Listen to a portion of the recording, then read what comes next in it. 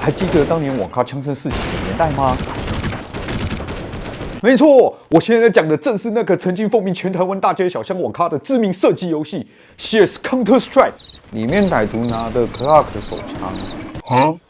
但这把手枪的真枪背景可不容小觑哦，它不仅是全球第一把使用塑胶聚合物制成的下枪身、大规模生产的手枪，因其轻便耐用，广受全球恐怖分子的喜爱之外，就连美国当地的警察以及大名鼎鼎的 FBI 美国联邦调查局都曾指定使用这把手枪作为执勤时的配枪，甚至连我们的台湾的军警单位都曾采购过这把手枪作为执法和军事用途的武器。